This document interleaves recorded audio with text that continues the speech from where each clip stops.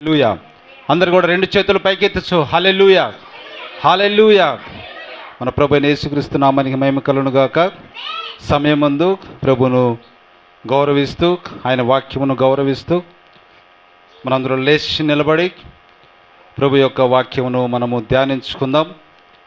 మొదటి దినవృత్తాంతములు మీ పరిశుద్ధ గ్రంథములను తెరిచి మొదటి దినవృత్తాంతములు 29వ అధ్యాయము 1వ వచనాన్ని మనం చదువుకుందాం.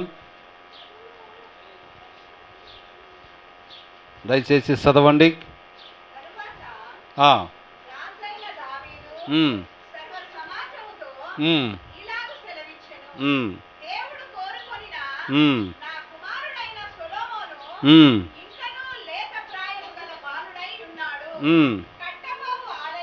కట్టబోవు ఆలయము మనుష్యునికి కాదు,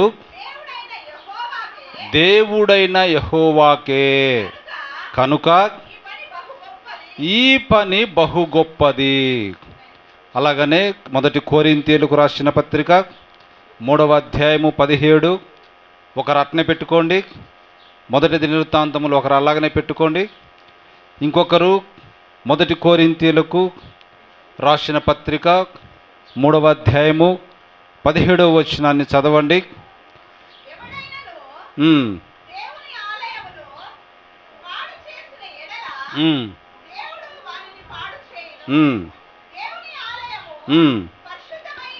దేవుని ఆలయము పరిశుద్ధమై ఉన్నది, మీరు ఆ ఆలయమై ఉన్నారు. ఆమేన్. దేవుడు తన పరిశుద్ధ వాక్యములను దీవించునుగాక. చిన్న ప్రార్థన చేసుకుందాం. అందరూ కళ్ళు మూసుకోండి. పరిశుద్ధుడా, జీవం గల తండ్రి, మీకు వందనాలు, స్తుతులు, స్తోత్రాలు. మా ప్రభువా, కట్టబోవు ఆలయము ఒక మనుషునికి కాదు, దేవుడైన యెహోవాకే. కనుక ఈ పని బహు గొప్పది. మీరు దేవుని యొక్క ఆలయమై ఉన్నారు, దేవుని ఆలయము పరిశుద్ధమై ఉన్నది అని ప్రభువా మేము చదువుకొని ఉన్నాం. నా తండ్రి, గొప్ప పరిశుద్ధాత్ముడుగా మీరు మా మధ్యలో ఉన్నారు, మాలో ఉన్నారు. ఈ దినం ప్రభువా ఈ లేఖనాలను తీసుకొని మాతో మాట్లాడమని ప్రభువా నీ చేతులకు ఈ లేఖనాలను అప్పగిస్తూ ఉన్నాం. పరిశుద్ధాత్ముడు మాకు అన్ని వివరంగా చెప్తాడు, మమ్మల్ని శక్తితో నింపుతాడు, మాకు బయలుపరుస్తాడని ప్రభువా మాకు తెలియజేయబడి ఉన్నది. రాబో సంగతులను తెలియజేయవాడు మాకు పరిశుద్ధాత్ముడే.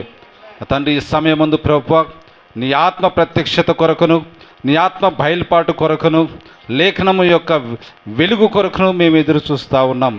నా తండ్రి, ఈ లేఖనాలను మీరు తీసుకొని మాతో మాట్లాడి మా చెవులకును మా హృదయానికి సున్నతి చేసి ప్రభువా అయా గ్రహించి దాని ప్రకారం జీవించులాగున మాకు సహాయం చేయమని ఈ సమయం ముందు ప్రభువా నీ వాక్యము కొరకు ఆశ కలిగిన ప్రాణములుగా మేము ఉండి, ఆశ కలిగిన ప్రాణాన్ని తృప్తిపరిచే వారిగా మీరు ఉండి ప్రభువా మమ్మల్ని తృప్తితో నింపమని, మా యొక్క అంతరంగ పురుషునికి ప్రభువా జీవ ఆహారమైన వాక్యమును మీరు మా దగ్గరికి తీసుకొని రమ్మని, మమ్మల్ని సంతృప్తిపరచమని మా ప్రభును రక్షకుడు యేసుక్రీస్తు నామమున స్తుతించి అడిగి ప్రార్థన చేయుచున్నాము.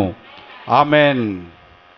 మనందరం కూర్చుందాం బ్రదర్స్, కూర్చోండి సిస్టర్స్. పిల్లలు ఎవ్వరు కాల్ చేద్దునన్న దయచేసి ముందుగానే ఏమైనా ఉంటే బయటికి వెళ్ళేసి మళ్ళీ లోపలికి వచ్చేయండి. ఎవరికైనా పిల్లలకు నిద్ర వస్తే మీరు హ్యాపీగా నిద్రపోండి, కానీ డిస్టర్బెన్స్ మాత్రం ఏమాత్రమూ చేయకండి. Praise the lord. హల్లెలూయా.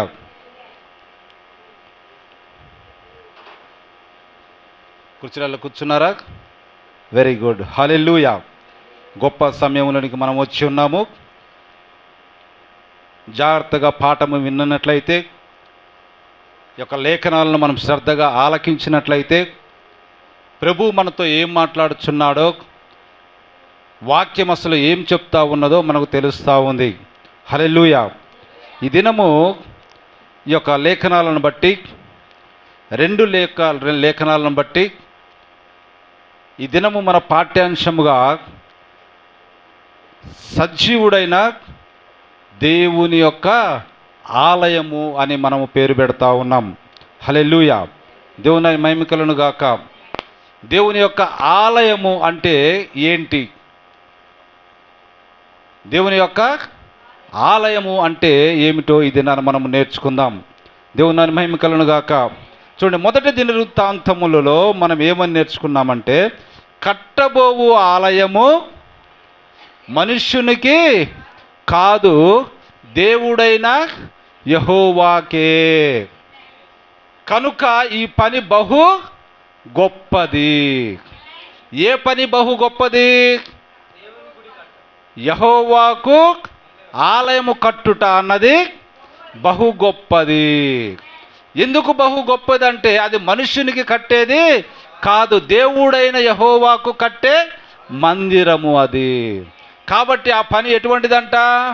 అన్నిటికంటే బహు గొప్పది. ఆమేన్, హల్లెలూయా. జాగ్రత్తగా వినాలి. ఇంకా ఇప్పుడు చూడండి, ఈ ఆలయము ఎటువంటిదంట? పరిశుద్ధమైనది. అందుకే ఈ రెండు ఒకసారి పట్టుకోమని చెప్పా. దేవుని ఆలయం ఎటువంటిదంట? పరిశుద్ధమైనది. ఆమేన్, హల్లెలూయా. బాగా గమనించాలి. ఏంటంట? దేవుని కొరకు కట్టబోయే ఆలయము పరిశుద్ధమైనది. రెండవది, ఆ పని బహు గొప్పది. చూడండి, అయితే ఈ ఆలయము, ఈ బహు గొప్పదైన ఈ పని, ఈ పరిశుద్ధమైన ఆలయము, అది దేవుడైన యెహోవాకు కట్టే ఆలయము. ఏంటిదంట ఆలయము? మీరు ఆ ఆలయమై ఉన్నారు. ఆమేన్, హల్లెలూయా. ఎవరంట ఆలయము? దేవుని రక్తముతోటి కడగబడినటువంటి, దేవుని రక్తముతోటి కొనబడినటువంటి వారే ఆయన యొక్క ఆలయము. ఆమేన్, హల్లెలూయా. ఇప్పుడు బాగా గమనించాలి. ఇప్పుడు మీరందరూ ఎవరు? దేవుని యొక్క ఆలయం. మనమందరం ఎవరమి?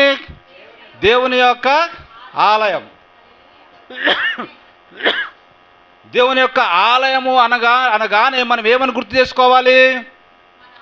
నా శరీరమే దేవుని యొక్క ఇల్లు, దేవుని యొక్క ఆలయము. కాబట్టి ఇది ఏ విధంగా ఉండాలి? పరిశుద్ధముగా ఉండాలి.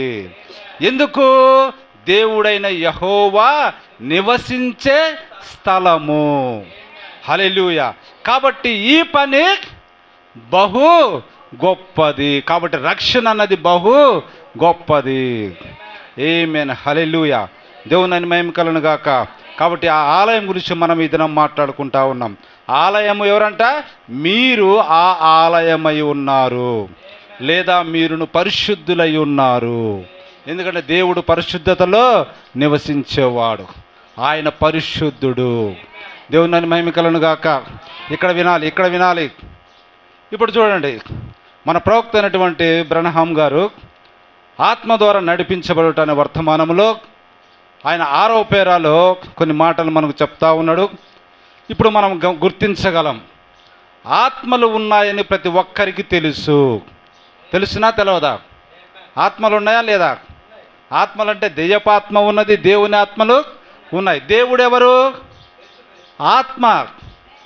ఇప్పుడు చూడండి, దేవుడు ఆత్మ. కనుక ఆయనను ఆరాధించువారు ఆత్మతోను సత్యముతోను ఆరాధించవాలి. అంటే ఇప్పుడు ఆత్మలు ఉన్నాయా లేవా? ఉన్నాయి. హల్లెలూయా. దేవుని ఆత్మ నీలో ఉన్నది అంటే నువ్వు ఆత్మను కలిగిన వాడివి. దెయ్యపు ఆత్మలు కలిగిన వారు కొంతమంది ఉన్నట్టు మనం చూసాం పరిశుద్ధ గ్రంథములో, ఇప్పటికీ ఉన్నారు. కాబట్టి ఆత్మలు ఉన్నాయా లేవా? దేవుని మహిమ కలుగును గాక. ఆత్మలు ఉన్నాయని ప్రతి ఒక్కరికి తెలుసు. ఒకవేళ ఆత్మలు ఉన్నట్లయితే వాటికి ఒక యజమానుడు ఉండవలెను. ఇప్పుడు చూడండి, దురాత్మల సమూహానికి ఎవరు యజమాని? అపవాది లేదా సాతానని మనం చెప్తా ఉన్నాం. అలాగనే దురాత్మ కానీ, మంచి ఆత్మ కానీ, లేదా దేవుని ఆత్మ కానీ ఎవరు యజమాని అయి ఉన్నాడు? దేవుడే. హల్లెలూయా.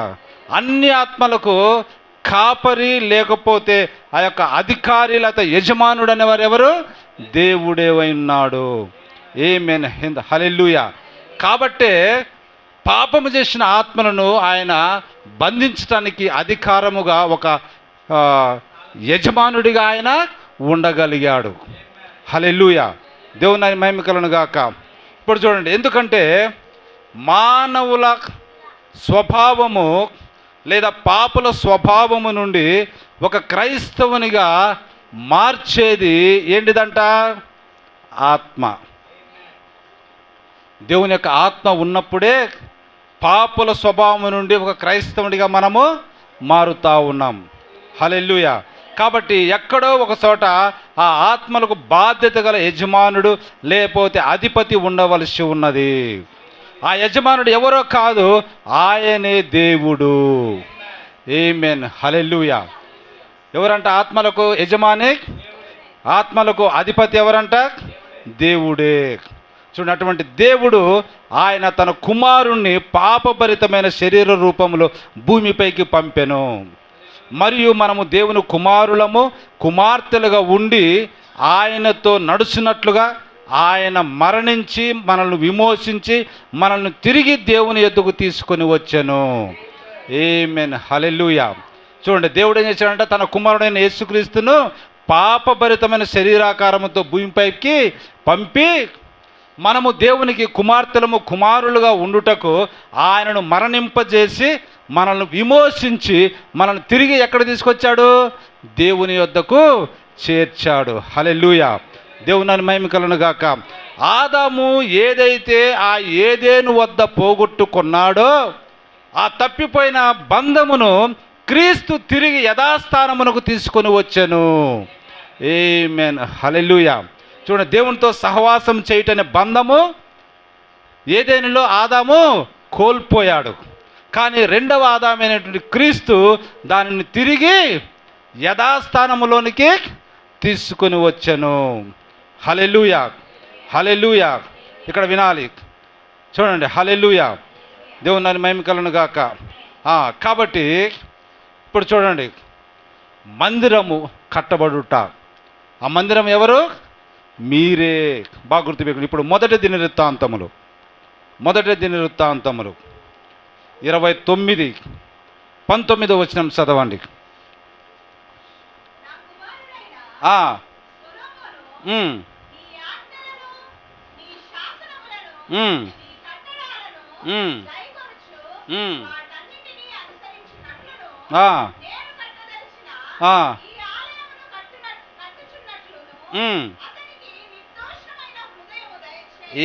ఆమేన్. హల్లెలూయా.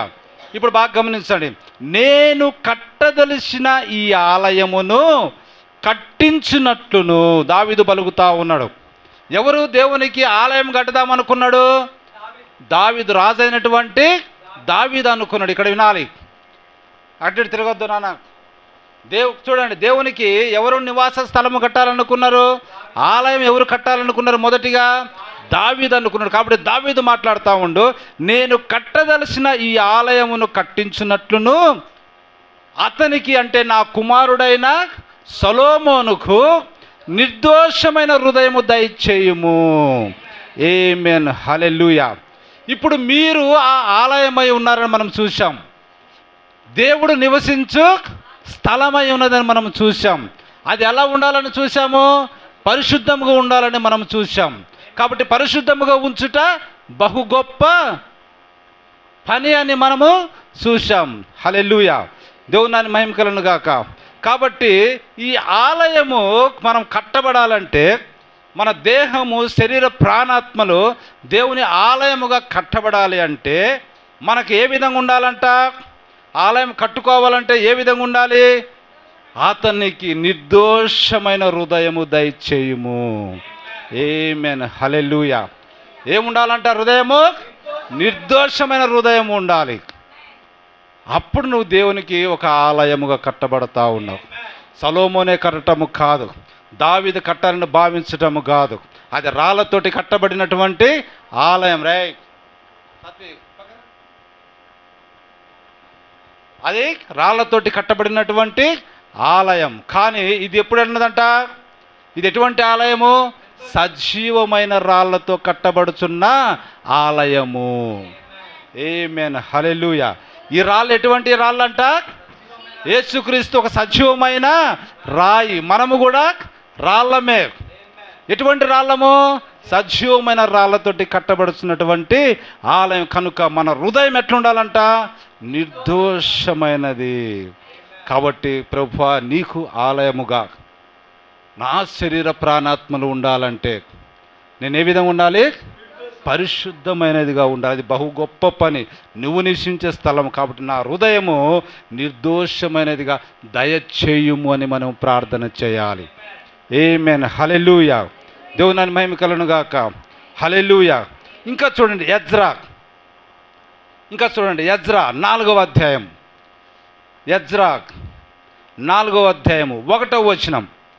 ఎటువంటి వారు ఆలయము కట్టాలో చూద్దాం, ఎటువంటి వారు అసలు ఆలయంగా నిర్మింపబడుతున్నారో చూద్దాం. ఎజ్రా 4వ అధ్యాయము 1వ వచనం.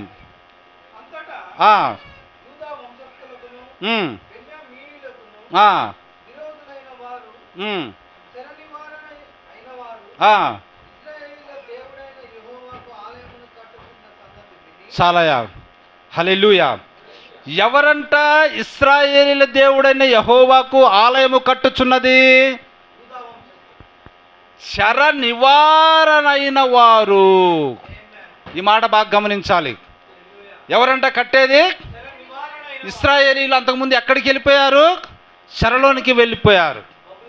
బబులోన్ అనే చెరలోనికి వారు వెళ్ళిపోయారు. ఇప్పుడు శర నివారణ అయిపోయిన ఇశ్రాయేలీలు దేవుడైన యెహోవాకు ఆలయాన్ని కట్టుతున్నారు. ఆమేన్. హల్లెలూయా. ఇప్పుడు చూడండి, మీరు దేవునికి ఆలయమై ఉన్నారు. పరిశుద్ధమైనది, గొప్ప పని. కాబట్టి మీ హృదయం ఎట్లా ఉండాలి? నిర్దోషమైనదిగా ఉండాలి. ఎవరు ఈ ఆలయాన్ని కట్టేది? చెర నివారణ అయిన వారు. మరి నువ్వు ఏ చెరలో నుండి బయటకు వచ్చావు? ఆమేన్. హల్లెలూయా. ఈ లోకమైన చెరలో నుండి నువ్వు బయటికి వచ్చావు. అంధకార సంబంధమైన చెరలో నుండి నువ్వు బయటికి వచ్చావు. పాపపు సంబంధమైన చెరలో నుండి నువ్వు బయటికి వచ్చావు. అంటే క్రీస్తులోనికి వచ్చినవాడు. ఈ లోకమును ప్రేమింపకుండా వాటి నుండి బయటికి వచ్చిన వాళ్ళు ఏం చేయాలి? ఆలయము కట్టాలి. ఆమేన్. హల్లెలూయా. దేవుని మహిమ కలుగును గాక. కాబట్టి భక్తుడైన పౌలు రాస్తారు, మీరు ఆ ఆలయమై ఉన్నారు. మీరు దేవునికి ఆలయమై ఉన్నారు. ఆమేన్. ఎవరు మీరు అంటే? చెర నివారణైన వారు, అపవాది దుష్ట సాంగత్యము నుండి తప్పింపబడిన వారుమే. హల్లెలూయా. మనతోటి సంఘం అనే దేవాలయము లేకపోతే ఆలయము కట్టబడుతూ ఉన్నది. ఆమేన్. హల్లెలూయా. దేవుని మహిమ కలుగును గాక. హల్లెలూయా. ఇప్పుడు చూడండి, ప్రవక్త అయిన బ్రనహాం గారు ఒక దాగి ఉన్న జీవితం అనే వర్తమానం నుంచి 26వ ప్యారాలో ఆయన ఏం మాట్లాడుతున్నాడంటే, ఒక ఆలయము అంటే ఏ విధంగా ఉంటుంది? ఆలయములో ఆవరణము, పరిశుద్ధ స్థలము, అతి పరిశుద్ధ స్థలం అనే 3 భాగాలు ఉంటాయి. హల్లెలూయా. రే పిల్లలు ఇటు చూడాలమ్మా, ఒకరొకరు మాట్లాడొద్దు. ఇప్పుడు చూడండి, ఏముంటాయంటే ఒక ఆలయంలో ఏముంటాయి? ఆవరణము, పరిశుద్ధ స్థలము. చెప్పాలి, పరిశుద్ధ స్థలము, అతి పరిశుద్ధ స్థలం. అట్లనే ఈ శరీరం అనే ఈ ఆలయానికి ఏమున్నాయి? దీనికి కూడా 3 ఆవరణాలు ఉన్నాయి. ఒకటేంటిది? బయటికి కనపడే శరీరం, తర్వాత రక్తం అనే ప్రాణం, ఆ తర్వాత ఆత్మ లేదా జీవము అనే ఆత్మ, అదొక ఆవరణం. హల్లెలూయా. 3 ఆవరణాలు. చూడండి, దేవుని మందిరానికి ఏముండాలి? 3 ఆవరణాలు. ఆవరణము, పరిశుద్ధ స్థలము మరియు అతి పరిశుద్ధ స్థలం. శరీరం అని ఈ ఆలయానికి ఏమున్నది? శరీరము, రక్తము, ఆత్మ. దేవుని మహిమ కలుగును గాక. చూడండి, అయితే ఈ 3ంటికి ఒక్కొక్క దానితో ఒకటి వేరుపరచబడి ఉండెను. హల్లెలూయా. దేవుని మహిమ కలుగును గాక. ఎట్లున్నదంటే ఆలయము ఒకదానికొకటి వేరుపరచబడి ఉన్నది. ఎట్లా వేరుపరచబడి ఉన్నది? తెర. ఆవరణంలోకి రాగానే పరిశుద్ధ స్థలంలోని పోవాలంటే ఒక తెర ఉంటుంది. దాని తర్వాత 3వ అతి పరిశుద్ధ స్థలంలోకి పోవాలంటే అక్కడేముంటుంది? ఒక తెర అనేది ఉంటుంది. అప్పుడు ఏమవుతున్నది? ఈ 3 ఆవరణాలను వేరుపరుస్తూ ఉన్నది. హల్లెలూయా. ఏం వేరుపరుస్తూ ఉన్నది? తెరలు ఏర్పాటు. చూడండి, ఏం చేస్తారంటే వేరుపరుస్తూ ఉన్నాయి. హల్లెలూయా, దేవుని మహిమ కలుగును గాక. మరియు ప్రతి స్థలమును చూపించుటకు ప్రతి ఒక్కటి వేరు వేరు ఉపకరణములను కలిగి ఉన్నాయి. ఏమున్నాయంట? ప్రతి స్థలాన్ని చూపించటానికి ఒక్కొక్క స్థలములో ఏమున్నాయంట? ఉపకరణాలు, అంటే కొన్ని వస్తువులు ఉన్నాయి. ఇప్పుడు మీరు బైబిల్ గ్రంథాన్ని చదివినట్లయితే ఆవరణంలోకి రాగానే కొన్ని వస్తువులు ఉంటాయి. గంగాళము, నీళ్లు, మంచి చెడ్డ అవన్నీ ఉంటాయి. రెండవ పరిశుద్ధ స్థలంలోనికి పోతే అక్కడ కొన్ని వస్తువులు ఉంటాయి, అంటే ఉపకరణాలు అనేవి ఉంటాయి. అలాగనే అతి పరిశుద్ధ స్థలంలోనికి వెళితే మందసం ఉంటుంది, దాంట్లో ఇంకా రకరకాలన్నీ ఉన్నట్టుగా మనం చూస్తూ ఉంటాం. అవన్నీ కూడా ఏంటి? ఉపకరణాలు, వస్తువులు. హల్లెలూయా. అలాగనే ఈ శరీరం అనే దాన్ని చూసుకుంటే చూడండి, ఈ శరీరాన్ని తీసుకుంటే ఏమున్నది? చిన్న చిన్న రంధ్రాలు ఉంటాయి, చర్మం ఉంటుంది, చెమట బయటకు వస్తుంటుంది, అనేకమైనవి ఉన్నాయి. ఆ తర్వాత రక్తానికి సపరేట్గా నాళాలు ఉన్నాయి, అవన్నీ ఉన్నాయి, దాన్ని హృదయాన్ని పంపు చేసేది ఇదంతా ఉన్నాయి. దాని లోపల ఆత్మ అనేది ఒక సపరేట్గా ఒక గదిలాగా మనం చూస్తూ ఉంటాం. అన్నిటికి వేరు వేరు ఉపకరణాలు, అంటే వస్తువులు ఉన్నట్టుగానే శరీరానికి కూడా ఒక్కొక్క దానికి ఒక్కొక్క వస్తువులు అన్నవి ఉన్నాయి. దేవుని మహిమ కలుగును గాక. ఇవన్నీ ఏంటంటే సంఘమునకు ఒక అందమైన మాదిరి. ఎందుకు ఆవరణం అట్లా 3 విధాలుగా ఉందంటే సంఘానికి ఒక అందమైన మాదిరి. హల్లెలూయా, దేవుని మహిమ కలుగును గాక. ఇప్పుడు చూడండి, ప్రవక్త చెప్తా ఉన్నాడు, పాపి మొట్టమొదటిగా మనమందరం ఎవరమి? పాపి. ఒక పాపిగా ఉన్నప్పుడు మొదటిగా వంటగదిలోనికి వచ్చును. ఇంటిని గురించి చెప్తా ఉన్నాడు. ఇల్లు కూడా 3 భాగాలుగా చేస్తూ ఉన్నాం. చూడండి, మనం ఏమని చెప్తాం? బాగా గమనించాలి. 2BK ఏమని పిలుస్తాం మనము? 2BK. మళ్ళీ హెచ్ అని కూడా మనం పిలుస్తూ ఉంటాం. అంటే ఏమున్నాయి? Hall, bedroom, kitchen. కే అంటే ఏంటిది? కిచెన్. హెచ్ అంటే ఏంటిది? హాలు. తర్వాత బి అంటే బెడ్రూమ్. హల్లెలూయా, దేవుని మహిమ కలుగును గాక. ఇప్పుడు అట్లనే ఒక పాపిగా ఉన్న మానవుడు మొదటిగా ఎక్కడికి వస్తాడంట? వంటగదిలోనికి వచ్చును. ఆమేన్, హల్లెలూయా. బాగా వినాలి, శ్రద్ధ పెట్టి వినాలి. అది వంటగది అనగా నీవు తినే స్థలము. వంటగది ఏంటిది? నీవు తినే స్థలం. బాగా గమనించాలి. రెండవది ఏంటిదంట? Living room. రెండవది ఏమంటాము? లేదా విశ్రాంతి. హల్లెలూయా, దేవుని మహిమ కలుగును గాక. అంటే నీవు సహవాసము చేయు గది. లివింగ్ ఇది ఏంటిదంట? నువ్వు సహవాసము చేసేది. తర్వాత మూడవది పడక గది. మూడవది ఏముంటుంది?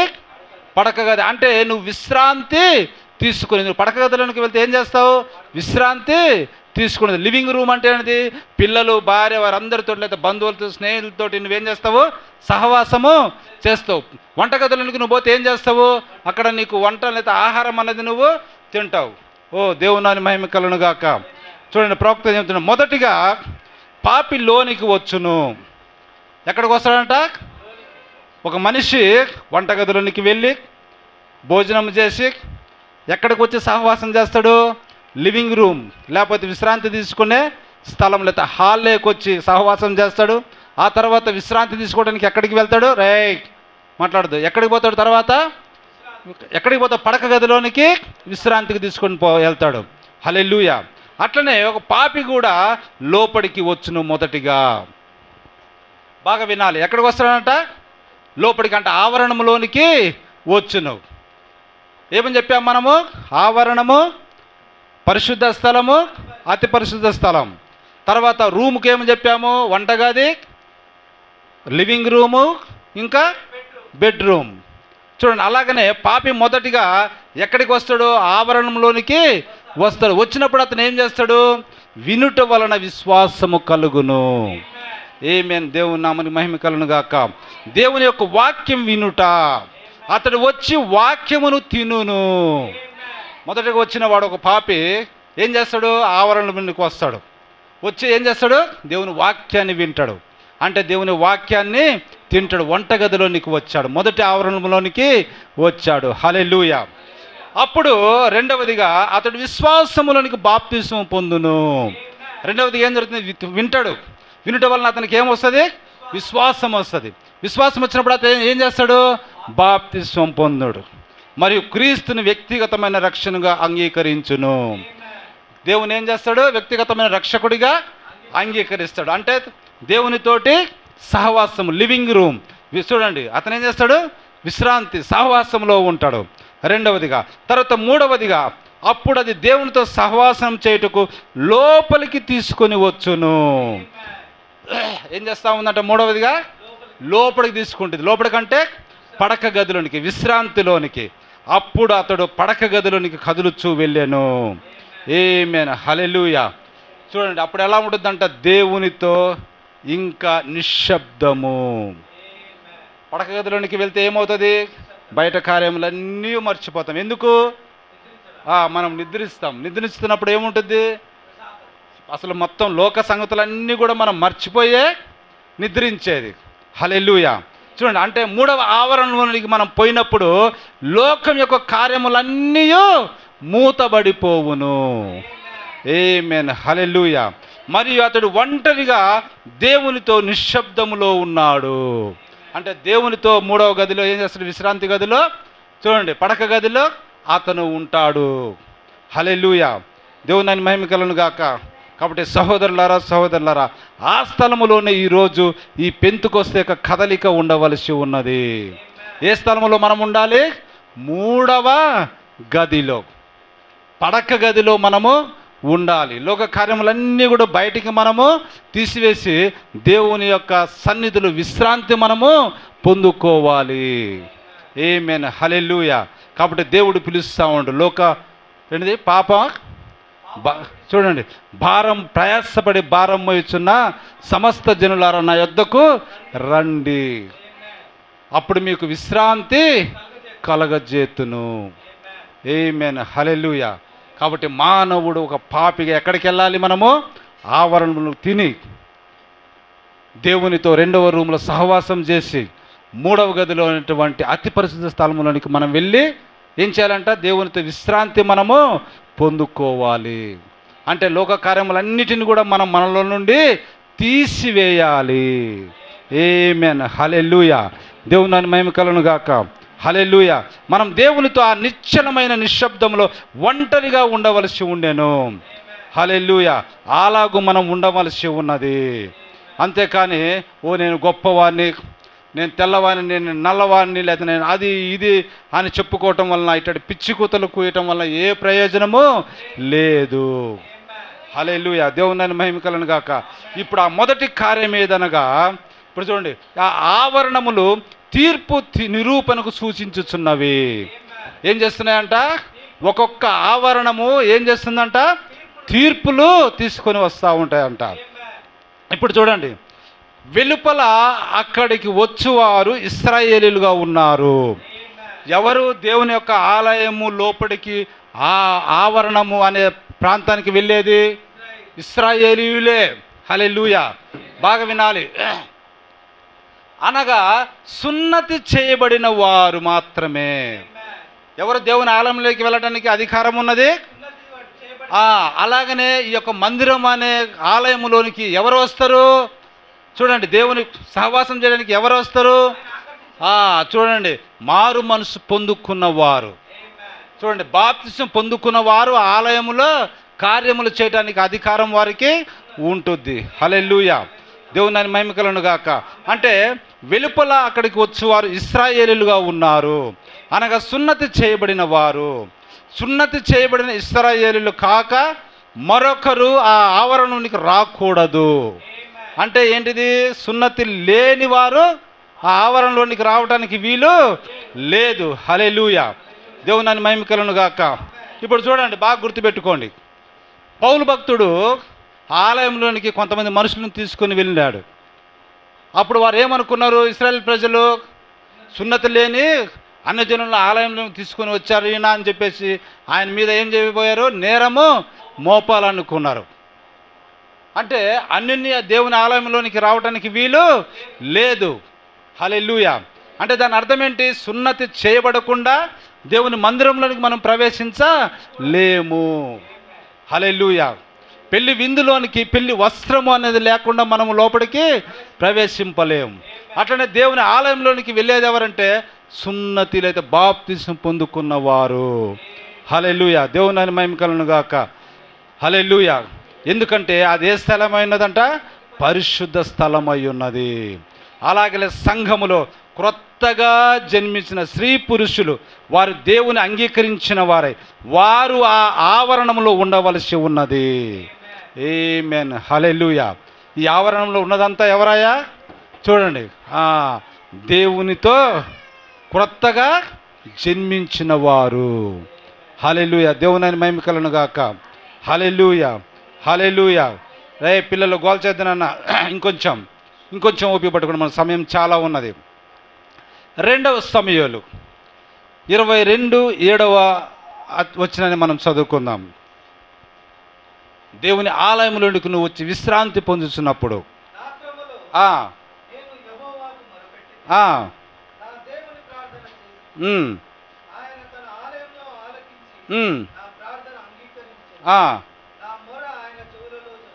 ఆమేన్. హల్లెలూయా. ఇప్పుడు చూడండి, బాగా గమనించాలి. దేవుని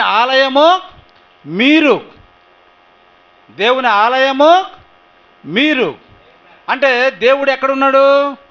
ఈ శరీరం అనే హృదయంలో ఉన్నాడు. అది పరిశుద్ధమైనది, అది నిర్దోషమై ఉన్నది. హల్లెలూయా. ఇక్కడ వినాలమ్మా, కూర్చోండి అన్న. చూడండి, అది ఎలా ఉండదంట? నిర్దోషమై ఉన్నది. ఇప్పుడు చూడండి, నీకు ఒకవేళ శ్రమ వచ్చినట్లయితే ఏంటంట? శ్రమ వచ్చినట్లయితే నువ్వు ఎవరికి మొరపెట్టాలి? నీ దేవునికి నీవు మొరపెట్టాలి.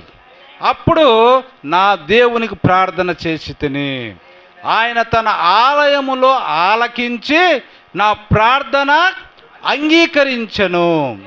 ఎక్కడంట దేవుడు ప్రార్థనను ఆలకించి అంగీకరించేది? ఆలయములో. హల్లెలూయా. ఇంకోటి ఏంటిదంట? తన ఆలయములో. బాగా గమనించాలి, ఏంటిదంట? తన ఆలయము. ఇప్పుడు నీ శరీర ప్రాణాత్మలని ఈ శరీరము దేవుని ఆలయముగా ఉంటే ఈ శరీరము ఎవరి ఆలయము? దేవుని యొక్క ఆలయం. అంటే దేవుడు నీలో ఉన్నాడు. నీకు శారీరకంగా ఏదైనా శ్రమ వస్తే నువ్వు ప్రార్థన చేస్తే నీలో ఉన్న దేవుడు, చూడండి, నీలో ఉన్న దేవుడు నీ ప్రార్థనను ఆలకించి అంగీకరిస్తాడు. ఆమేన్. హల్లెలూయా. నా మొర ఆయన చెవులలో వచ్చెను. నువ్వు అనుకుంటావు నీ ప్రార్థన గట్టిగా చేస్తే దేవుడు వింటాడేమో అని. కానీ దేవుడు ఇప్పుడు ఎక్కడున్నాడు? పరిశుద్ధమైన నీ శరీరమైన ఆలయంలోనే దేవుడు ఉన్నాడు. కాబట్టి యేసుక్రీస్తు ఏమని చెప్పాడు? మిమ్మల్ని నేను విడువను, ఎడబాయను, మీలోనికి వస్తును. హల్లెలూయా. మీలో నివసింతును. పరిశుద్ధాత్ముడు ఇప్పుడు మనలో ఆయన నివసిస్తూ ఉన్నాడు. కాబట్టి మనం ప్రార్థన చేస్తే ఆయన వినడా? ఆయనకు చెవులు లేవా? హల్లెలూయా. దేవుని మహిమ కలుగును గాక. కాబట్టి తన ఆలయములు అంటే మన శరీరంలోనే ఉన్నాడు. ఇక్కడ గమనించాలమ్మా, ఇక్కడ గమనించాలి. ఆయన శరీరంలోనే మన శరీరంలోనే మన దేవుడు ఉన్నాడు. ఉండి ఆయన ఏం చేస్తూ ఉండంట? ఆలకించి మన ప్రార్థనలను అంగీకరించి, చూడండి, మనకు కార్యములు జరిపేవాడు. హల్లెలూయా. దేవుని మహిమ కలుగును గాక. హల్లెలూయా. హల్లెలూయా. ఇప్పుడు చూడండి, లోపలి తెర అనే వర్తమానంలో ప్రవక్త చెప్తా ఉన్నాడు. 7వ ఆ యొక్క 142వ పేరాలో, ఒకప్పుడు నీ ఒక కర్రగా ఉంటివి. ఒకప్పుడు ఎట్లున్నాం మనము? కర్రగా ఉన్నాం. పిల్లలందరూ లోపల రావాలన్నా ఎటు పోయారు? ఒక కర్రగా ఉన్నాం. నీవు మానవ కొమ్మ నుండి తీయబడి, ఎక్కడి నుంచి తీయబడ్డాం? మానవ కొమ్మ నుండి తీయబడి, అది ఆదిలో దేవుడు నిర్మించిన తన కుమారుడై ఉన్నది. ఆదిలోనే ఏం చేశాడు? ఆదాము అనే కొమ్మ, దాని నుంచే మనము వచ్చినట్టు మనం చూస్తాం. మానవ వృక్షం అది. నీవు పడిపోయి మరణించి దేవుని నుండి విడవబడి ఉండవచ్చు. ఒకవేళ నువ్వు ఎట్లున్నావంటే ఒక కర్రగా అంటే దాన్ని ఏంటిది? కర్ర అంటే ఎక్కడి నుంచి వస్తుంది? వృక్షము నుండి విడిపోయి ఉన్నది. వృక్షం నుండి విడిపోయినప్పుడు అదేమవుతుంది? ఒక కర్రగా ఉన్నది. ఆ కర్ర ఎట్లా ఉంటుంది? ఎండిపోయి ఉన్నది. అట్లనే నువ్వు దేవుని నుండి ఒక కర్రగా నీవు పడిపోయి మరణించి దేవుని నుండి విడిపడి ఉండవచ్చు. అయితే ఆవరణము ద్వారా ఈ సృష్టిలో నీవు దేవుని కుమారుడిగా నిర్మించబడుచున్నావు. ఆమేన్, హల్లెలూయా. చూడు, నువ్వు ఎండిపోయిన ఒక కర్రగా ఉండవచ్చు, దేవుని నుండి విడిపోయిన వాడిగా ఉండవచ్చు. కానీ నువ్వు ఎప్పుడైతే ఈ ఆవరణంలోనికి నువ్వు వచ్చావో, ఎక్కడికి? దేవుని యొక్క ఆలయము అనే ఆవరణంలోనికి నువ్వు వచ్చావో, ఇప్పుడు నువ్వేమవుతా ఉన్నావంట? ఈ సృష్టిలో నువ్వు దేవుని కుమారుడిగా నిర్మించబడుచున్నావు. ఆమేన్, హల్లెలూయా. నీవు ఎప్పుడు ఆ మహిమ స్థలములోనికి ప్రవేశించి దేవునితో దాసి పెట్టబడదేవో, నీవు ఏ విధంగా ఫలింపవలనని ఉన్నావో ఆ విధంగా ఫలించదవు. ఆమేన్, హల్లెలూయా. చూడండి, ఎండిపోయిన కర్రే కావచ్చు నువ్వు, నీలో ఏ ఫలములు లేకపోవచ్చు, ఈ లోక సంబంధమైన కార్యంలో పడిపోయి ఎండిపోయిన జీవితం ఉండవచ్చు. కానీ నువ్వు ఎక్కడికి రావాలి? ఎక్కడ పెట్టబడాలా? ఎండిపోయిన కర్ర ఆ ఆవరణములను దేవుని ఆలయములో పరిశుద్ధ స్థలములో నీవు పెట్టబడితే నువ్వేం చేస్తావంట? ఏ ఫలాలు ఫలించాలనో ఆ ఫలాలను నీవు ఫలిస్తావు. ఆమేన్, హల్లెలూయా. ఇప్పుడు బాగా గమనించండి, దేవునికి దూరముగా పోయి పాపములో చనిపోయి నమ్మకము లేని క్రీస్తులోని ఒకరిని దేవుని సన్నిధిలో ఆ గొప్ప మహిమ గుడారములో పెట్టిన ఎడల ఏమవుద్దంట? పరిశుద్ధాత్మ యొక్క ఫలములు అతడు ఫలించును. ఆమేన్, హల్లెలూయా. ఒకప్పుడు మనందరం కూడా దేవునికి దూరముగా పోయిన వాళ్ళం, పాపములో చనిపోయిన వాళ్ళం, నమ్మకము లేని వారం, క్రీస్తు లేని వారముగా మనం ఉన్నాం. ఇప్పుడు మనం ఏం చేయబడ్డాము? దేవుని సన్నిధిలో ఆ గొప్ప మహిమ గుడారములో మనము పెట్టబడి ఉన్నాం. హల్లెలూయా.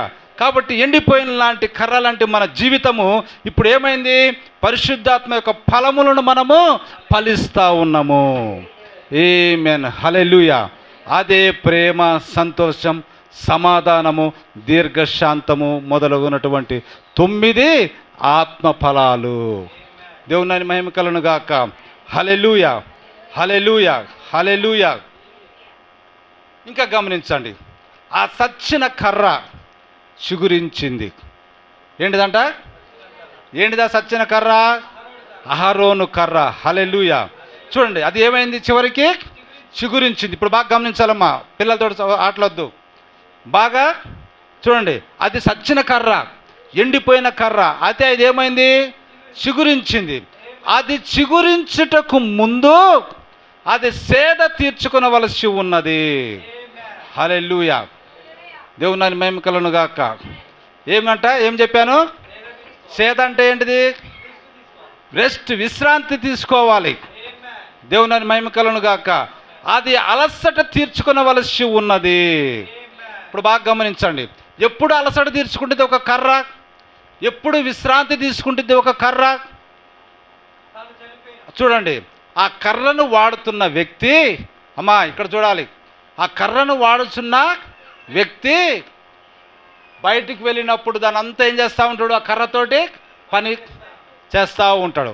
లేకపోతే ఒక గొర్రెల కాపరిలో చేతిలో ఉన్నటువంటి కర్ర బయట ఉన్నంతసేపు ఏముంటుంది? చేతిలోనే ఆ కర్ర ఉండి ఆ కర్రతోటి అటు ఇటు పని చేస్తూనే ఉంటాడు.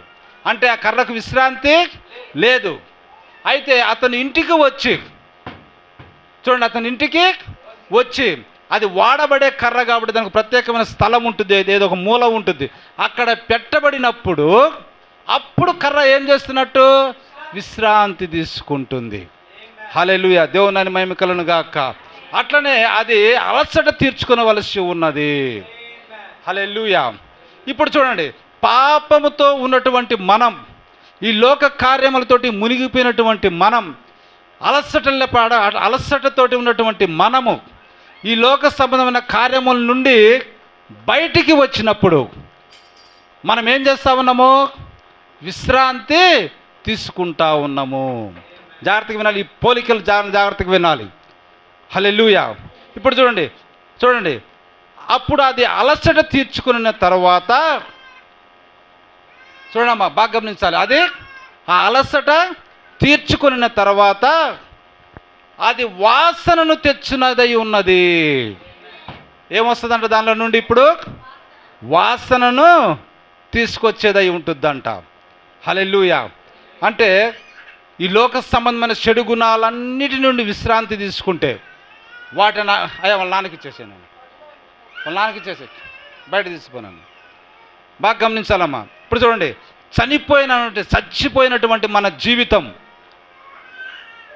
ఈ లోక సంబంధమైన కార్యములన్నిటి నుండి మనం బయటికి వచ్చేసి, బయట తీసిపోయినా బయటికి వచ్చేసి, చూడండి మనము ఈ లోక సంబంధమైన కార్యములను తప్పించుకొని దేవుని యొక్క సన్నిధిలోనికి వస్తే విశ్రాంతి తీసుకుంటున్నట్లయితే ఏమవుతామంట? మొదటిగా ఏమొస్తుందంట? వాసనను తెచ్చినదై ఉన్నది. ఏమొస్తుందంట? ఏమొస్తుందంట? అవి చెప్పాలి, మీరు వింటాములే. వాసన తెచ్చినదై ఉన్నది. ఒక సువాసన వికాసము. పువ్వు వికసించినప్పుడు దానిలో నుండి హృదయానంద వాసనలు వెలువడును. ఒక పువ్వు వికసించినప్పుడు ఏమవుతుందంట? దానిలో నుండి హృదయానికి ఆనందకరమైనటువంటి వాసనలు బయటికి వస్తాయి. హల్లెలూయా. చూడండి, నువ్వు ఈ లోక సంబంధమైన కార్యముల నుండి, పాపపు కార్యముల నుండి, లోక సంబంధమైన విగ్రహ పూజల నుండి నువ్వు బయటికి వచ్చినప్పుడు, వాటన్నిటి నువ్వు తీసివేసినప్పుడు ఇప్పుడు నువ్వేమవుతున్నావు? నీలో నుండి నిజమైన ఆరాధన ఏంటో బయటికి వస్తుంది. అది దేవునికి సువాసనమైన ఇంపైన వాసన. ఆమేన్. హల్లెలూయా. ఇప్పుడు చూడండి, అహరోన్ చేతిలో నుండి కర్ర వాడబడి దానికి విశ్రాంతి లేకుండా ఉన్నది. ఆ తర్వాత తీసుకుపోయి ఎక్కడ పెట్టారు? అతి పరిశుద్ధ స్థలములో దాన్ని పెట్టాడు. అంటే ఇప్పుడు ఇంకా అహరోను ఆ కర్రను వాడటంలే. అప్పుడు కర్రకి ఏమున్నది? విశ్రాంతి దొరికింది. ఎక్కడ విశ్రాంతి దొరికింది? దేవుని యొక్క సన్నిధిలో. హల్లెలూయా. అప్పుడు అది ఎప్పుడైతే విశ్రాంతి తీసుకుంటా ఉందో, అలసట తీర్చుకుందో, ఏమవుతా ఉంది? దానిలో నుండి ఆ జీవము బయటికి వచ్చింది. ఆకులు రావటం మొదలుపెట్టినాయి. ఆకులు వచ్చిన తర్వాత పువ్వులు రావటం మొదలుపెట్టింది. పూలు వచ్చినప్పుడు ఏ చెట్టుకైనా చూడు ఏమొస్తుంది బయటికి? సువాసన అనేది బయటికి వస్తుంది. నువ్వు ఏ చెట్టు అయినా చూడు, పువ్వు పూసిందంటే దాని దగ్గర ఏముంటుంది? ఒక వాసన అనేది తప్పకుండా ఉంటుంది. ఏ చెట్టు అయినా చూడండి, ఆ వాసనను బట్టి ఇక్కడ ఏదో చెట్టు పుష్పించింది అని మనం తెలుసుకోగలం. హల్లెలూయా. దేవుని ఆయన మహిమ కలుగును గాక. చూడండి, అది వాసన తెచ్చినదై ఉన్నది. పువ్వు వికసించినప్పుడు దానిలో నుండి హృదయానంద వాసనలు వెలువడును. ఎప్పుడైతే నీలో నుండి మంచి వాసన అయితే మంచి గుణములు అనేవి బయటికి వచ్చినాయో, తర్వాత ఏమొస్తుంది? పువ్వులో నుండి ఏం బయటకు వస్తాయి? కాయలు బయటికి వచ్చును, ఫలములు బయటికి వచ్చును. అప్పుడు తర్వాత అది తెచ్చినది ఫలముగా ఉన్నది. చూడండి, అహరోను కర్ర విశ్రాంతి తీసుకొని దానిలోకి జీవం వచ్చి ఆకులు వేసి పూలు వికసించి ఆ తర్వాత బాదము కాయలు కాసినదని మన పరిశుద్ధ గ్రంథములో చూస్తూ ఉన్నాం. హల్లెలూయా. దేవుని మహిమ కలుగును గాక. అట్లనే ఎండిపోయినటువంటి కర్రగా మన జీవితాలు ఉన్నప్పుడు మనం ఈయన క్రీస్తులోనికి వచ్చి అక్కడ విశ్రాంతి పొందినట్లయితే, మన యొక్క పాప భారము నుండి అలసట తీర్చుకున్నట్లయితే మన జీవితంలో ఏం జరుగుతుందంట? జీవం మనలోనికి వస్తుంది. ఆకులను మనలోనికి అంటే మళ్ళీ తిరిగి పుష్పించటం మొదలు పెడుతుంది. దానిలో నుండి ఆత్మ ఫలములు బయటకు తీసుకురావటము జరుగుతుంది. ఆమేన్. హల్లెలూయా. ప్రతి క్రైస్తవుడు దేవుని సన్నిధికి అతడు వచ్చినప్పుడు ఆ విధముగానే వచ్చుచున్నాడు. మొదటిగా అతడు విశ్రాంతి పొందవలసి ఉన్నది. పరిశుద్ధాత్మ ఒక మనిషిని చేపట్టవలసి ఉన్నది. అంతటా అతని నూతన పరుసును. ఆమేన్. హల్లెలూయా. చూడండి, ప్రతి వ్యక్తి కూడా అక్కడికి రావాలి. పరిశుద్ధాత్మ మనల్ని తీసుకొని ఏం చేయాలంట? నూతన వ్యక్తిగా మనల్ని మార్చాలి. హల్లెలూయా. హల్లెలూయా. మరొక వ్యక్తిగా చేయవలసి ఉన్నది. ఇక పాత వ్యక్తి కాదండి, మరొక వ్యక్తిగా చేయవలసి ఉన్నది. అంతటా అతనిని నూతన పరచుచు మరొక వ్యక్తిగా చేయొచ్చు. ఆ విశ్రాంతి సమయంలోనే పరిశుద్ధాత్మ అతని లోనికి రావలసి ఉన్నది. ఆమేన్, హల్లెలూయా. దేవుని యందు నువ్వు ఎప్పుడైతే విశ్రాంతి పొందుకుంటున్నావో ఆ ప్రశాంత గడియలో పరిశుద్ధాత్మ లోపలికి వచ్చుచున్నది. ఆమేన్, హల్లెలూయా, హల్లెలూయా. చూసారా, ఇప్పుడు పరిశుద్ధాత్మ మనకు రావాలంటే ఏంటిదంట? దేవుని యొక్క సన్నిధిలో నీవు లోక సంబంధ కార్యములన్నిటి నుంచి విడిపించబడి విశ్రాంతి పొందుకుంటున్నప్పుడు దేవుని యొక్క ఆత్మ నీలోనికి వచ్చి నిన్ను ఆత్మ ఫలములు ఫలించే విధంగా చేస్తుంది. హల్లెలూయా, దేవుని మహిమ కలుగును గాక. కాబట్టి ఆయన ఎల్లప్పుడూ పోషించును. ఇప్పుడు దాన్ని పోషిస్తేనే దానికి జీవం వచ్చింది. హల్లెలూయా. కాబట్టి దేవుని సన్నిధిలోనికి నువ్వు వచ్చినప్పుడు దేవుడు ఎల్లప్పుడూ నిన్ను పోషించును. ఎందుకంటే ఆయన యెహోవా ఈరే, ఆయనే బలిని చూసుకొనును, ఆయనే మన కొరకు బలిని అనుగ్రహించును. యెహోవా రాఫా, ఆయన ప్రభు స్వస్థపరుచును, ఆయన ఎల్లప్పుడూ దానిని అనుగ్రహించును.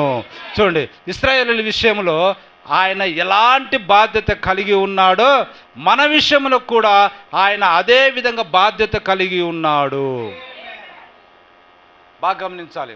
ఇశ్రాయేలీయుల విషయంలో ఆయన ఎలాంటి బాధ్యత కలిగి ఉన్నాడో సంఘం విషయంలో కూడా సేమ్ అదే బాధ్యత దేవుడు కలిగి ఉన్నాడు. ఇప్పుడు చూడండి, ప్రభువు ఇశ్రాయేలీయులను శరీర రీతిగా నడిపించినట్లుగా ఈరోజు ఆయన సంఘమును ఆత్మీయ వాగ్దాన దేశంలోనికి నడిపించుచున్నాడు. కాబట్టి మనకు అవసరమైనవన్నీ మనకు వాగ్దానం చేయబడి ఉన్నవి. ఏవైతే మనకు అవసరమై ఉన్నావో అవన్నీ కూడా దేవుడు మనకు వాగ్దానం చేశాడు. మన ప్రయాణములో సాగుచుండగా అవన్నీ మనకు అనుగ్రహింపబడును. ఆమేన్, హల్లెలూయా. ప్రభు వైపు చూస్తూ ముందుకు సాగండి. హల్లెలూయా, హల్లెలూయా. మీరు ఈ విషయమును గమనించండి. ఇశ్రాయేలీయులు బయటికి వెళ్ళి ఆ మన్నాను భుజించారు. హల్లెలూయా, హల్లెలూయా. అది మన కొరకు దిగి వచ్చి తన ప్రాణము పెట్టిన క్రీస్తుకు సాదృశ్యంగా ఉన్నది. దేనికి సాదృశ్యంగా ఉందంట? చూడండి, ఇశ్రాయేలీయులు ఐగుప్తు నుండి బయటికి వెళ్ళి ఆ మన్నాను భుజించారు. అది దేనికి సాదృశ్యం అంట? క్రీస్తు మన కొరకు దిగి వచ్చి తన ప్రాణం పెట్టిన దానికి సాదృశ్యముగా ఉన్నది. హల్లెలూయా. చూడండి, ప్రజలు ఉదయమున వెళ్ళి మన్నాను కూర్చుకొని తినిస్తుండిరి.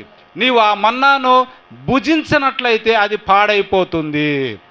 చూడండి, వాళ్ళు ఏం చేస్తారు? ప్రతిరోజు చైతన్య ప్రతిరోజు ఏం చేస్తూ ఉన్నారు? ఆ మన్నాను కూర్చుకొని సాయంకాలం వరకు వారు దాన్ని తింటారు. అలా తినకపోతే మరుసటి రోజుకి ఏమవుతుంది? అది చూడండి, అది పాడైపోతుంది. బాగా గమనించాలి, బాగా గమనించాలి. అదేమవుతుందంట? పాడైపోతుంది. అట్లనే క్రీస్తు దగ్గరికి వచ్చి మార్పు చెందిన వ్యక్తికి అది సాదృశ్యముగా ఉన్నది. చూడండి, మన్నా ఎట్లుందంట? క్రీస్తు దగ్గరికి వచ్చి మార్పు చెందిన వ్యక్తికి అది సాదృశ్యముగా ఉన్నది. అతడు క్రీస్తు దగ్గరికి వచ్చి తన జీవితంను అర్పించాడు. మొట్టమొదటికి ఏం చేస్తూ ఉన్నాం? మనము క్రీస్తు దగ్గరికి వచ్చి మన జీవితాన్ని అర్పిస్తున్నాం. కానీ వాగ్దాన దేశంలో ఇంకా ప్రవేశించలేదు. వీళ్ళు చూడు బయటకు వచ్చారు, మన్నా వారి కోసము వచ్చింది, దాన్ని తింటురు. ఒకవేళ తినకపోతే ఏమవుతుంది? తర్వాత అది పాడైపోతుంది. అట్లనే అయితే వారు మన్నాను తినంత మాత్రాన వాగ్దాన దేశానికి వెళ్ళారా? వెళ్ళలే. అట్లనే క్రీస్తు దగ్గరికి వచ్చిన వ్యక్తి చూడండి తన జీవితంను అర్పించాడు, కానీ వారు వాగ్దాన దేశంలో ప్రవేశించలేదు. ఎట్లా ప్రవేశించలేదో మనము కూడా వాగ్దాన దేశంలోనికి మనము ప్రవేశించలేదు. బాగా గమనించండి. క్రీస్తు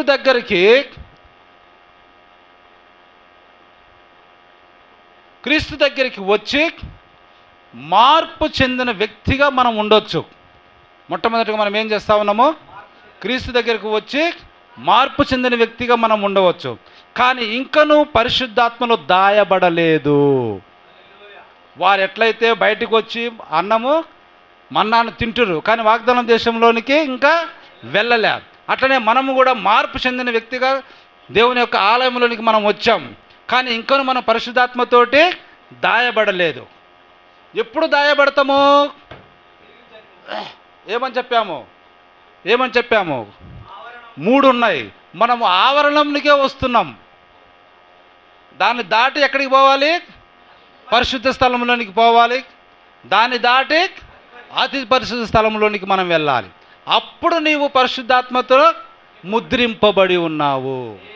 అప్పుడు అతి పరిశుద్ధ స్థలములో నువ్వేం చేయబడుతున్నావు? దాచబడుతున్నావు. ఎందుకంటే అక్కడ ఏమున్నాయి? తెర అన్నది ఉన్నదని మనం చూసాం. హల్లెలూయా. చూడండి, ఇప్పుడు సేమ్ అదే ఉంది. అతడు మన్నాను భుజిస్తున్నని ఎరిగి అతడు తన జీవితమును కొనసాగిస్తూ ఉన్నాడు. అరణ్యములు ఉన్న వాళ్ళు ఏం చేస్తూ ఉన్నారు? మన్నాను తింటున్న వాళ్ళు ఎరిగి కూడా వారి జీవితాలను వారు కొనసాగిస్తున్నారు. అంత మాత్రాన వారు వాగ్దానం దేశంలోనికి ఇంకా వెళ్ళలే. అట్లనే క్రీస్తు దగ్గరికి వచ్చిన వ్యక్తి మార్పు చెందిన వ్యక్తిగా ఉండవచ్చు, కానీ ఇంకా పరిశుద్ధాత్మలో అతను దాచబడలేదు, లేకపోతే నింపబడలేదు. ఈరోజు అనేకులు వెలుపలి ప్రాకారమును దాటి ఇంకను ముందుకు వెళ్ళుటలేదు. ఏం చేస్తామన్నామంట? ఆవరణంలోనే మనం ఆగిపోతూ ఉన్నాం. అంటే సంఘానికి వచ్చి పాటలు పడి అధ్యక్ష చేసి అక్కడనే మనము ఆగిపోతూ ఉన్నాం. ఇంకా మనం దాటాల్సిన ఎన్నున్నాయి? 2 ఉన్నాయి. హల్లెలూయా. దేవుని మహిమ కలుగును గాక. వాళ్ళకన్నా తెరలు అడ్డం ఉన్నాయి, కానీ మనకి ఇప్పుడు ఏమున్నది? తెర అడ్డు లేవు. క్లియర్ కనిపిస్తున్నది. అక్కడ ఆ యొక్క దేవాలయపు తెర చింపబడి ఉన్నది, లేకపోతే అతి పరిశుద్ధ స్థలానికి అడ్డుగా ఉన్న తెర తీసివేయబడి ఉన్నది. హల్లెలూయా.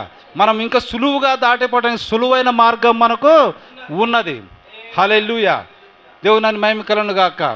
చూడండి, కానీ ప్రజలు ఏం చేస్తున్నామంటే వెలుపటి ప్రాకారం కాడికే వచ్చి మనం ఆగిపోతూ ఉన్నాం. అంటే వచ్చినాము, సప్పట్లు కొడుతున్నాము, ప్రభుని ఆరాధిస్తున్నాం, మళ్ళీ వెళ్ళిపోయి మన పనులలో మనము పడి ఉంటా ఉన్నాం. మళ్ళీ లోక సంబంధమైన పనులే మనము చేస్తూ ఉన్నాం. అదే ప్రవక్త చెప్తా ఉన్నాం, ఈరోజు అనేకులు వెలుపలి ప్రాకారం దాటి ఇంకను ముందుకు వెళ్ళుటలేదు. అయినప్పటికీ వారు క్రైస్తవులే. ఎందుకంటే ఏం చేశాడు? యేసుక్రీస్తు నామములో బాప్తిసం తీసుకొని వచ్చాడు కాబట్టి వారిని ఏమని పిలుస్తాము? క్రైస్తవులని పిలుస్తాము. కానీ లక్షల మంది ఉన్నారు అటువంటి వారు బాహ్యముగా క్రీస్తులో సంతోషించుచున్నారు. ఏం చేస్తూ ఉన్నారంట? బాహ్యముగా క్రీస్తులో సంతోషిస్తూ ఉన్నారు. వస్తున్నారు, పాటలు పాడుతున్నారు, సంతోషిస్తూ ఉన్నారు. మేము సంఘానికి వెళ్ళుచున్నామనే స్పృహతో వారు ఆలయమునకు వెళ్ళుచున్నారు. ఎట్లా వెళ్తా ఉన్నారంటే మేము సంఘమునకు చెందిన వారం కాబట్టి మేము సంఘమునకు వెళ్ళుచున్నామనే స్పృహతో వారు ఆలయమునకు వెళ్ళుచున్నారు. కానీ వారెన్నడూ అతి పరిశుద్ధ స్థలములో ఆయనతో పాటు దాగి ఉండలేదు. ఏం చేస్తామంట? మనము ఆయనతో అతి పరిశుద్ధ స్థలములో దాచబడి మనము ఉండలేదు. అది మనకు కావాల్సింది. ఆ 3వ ఆవరణలోనికి వెళ్ళిపోవాలి. మనం మొదటి ఆవరణలోనే మనం ఉంటున్నాం. అతి పరిశుద్ధ స్థలంలోనికి మనం కూర్చోవాలా. లోపలికి వెళ్ళినట్లయితే ఏం పడతా ఉన్నామంట? పరిశుద్ధాత్మతో ముద్రించబడటం ఏంటిది? దాచబడటము. దాచబడినట్లయితే లోక కార్యములు మనం ఏవి చెయ్యము. ఆమేన్. హల్లెలూయా. హల్లెలూయా. దేవుని మహిమ కలుగును గాక. చూడండి, కానీ వెలుపల వారు మన్నాను భుజించారు. నీవు మన్నాను భుజించుతున్నట్లయితే మీరు గమనించండి, ఈరోజు సమయమునకు ఆ మన్నా చెడిపోతుంది.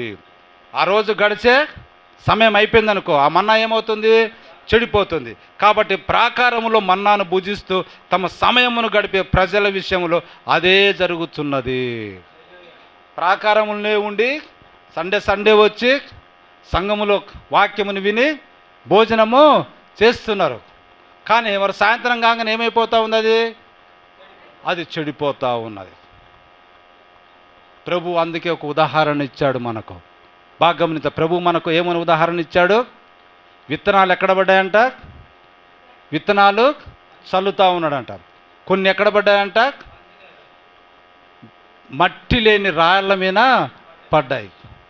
ఇంకా కొన్ని ముళ్ళ పొదలలో పడ్డాయి. ఇంకా కొన్ని చూడండి రహదారులలో పడ్డాయి. ఇంకో కొన్ని లేకపోతే మంచి నేలను పడినట్టుగా మనం చూస్తూ ఉన్నాం. ఇప్పుడు చూడండి, అన్ని మొలకెత్తుతున్నాయి, కానీ రాతి మీద పడ్డది మట్టి లేక ఏమైపోతూ ఉంది? అది ఎండిపోతూ ఉన్నది. ఎందుకంటే మట్టి దానికి కావాలి, కానీ అది రాతి మీద పడ్డది, కొద్ది గొప్ప మట్టి ఉన్నది దానికి. ఇంకొకటి ముళ్ళ పొదలు అంటే ఏంటిది? ఈ లోక సంబంధమైన ఐచ్ఛిక విచారములు అని రాయబడి ఉంది. ఐకిక విచారములు అంటే ఏంది? ఏం తింటామో, ఏం సంపాదించుకుంటామో, రేపెట జరుగుద్ది, పిల్లలు ఎట్లా, ఇది ఎట్లా, అది ఇట్లా, ఏదైనా కష్ట నష్టాలు అవి ఇవి కొంచెం ఏమన్నా రాగానే ఏమైపోతామంటే విశ్వాసంలో నుండి జారిపోతూ ఉన్నాం. అది ముళ్ళ పొదలతో అణిచివేయబడటం అంటే. కానీ కొన్ని విత్తనాలు ఎక్కడ పడ్డాయంట? మంచి నేలను పడ్డాయి. రహదారులు పడ్డే వాటిని ఏం చేస్తాయి? కాకులు, పక్షులు అవి వచ్చి విత్తనాలను తింటూ ఉంటాయి. కానీ మంచి నేలను పడ్డది, అదేమవుతుందంట?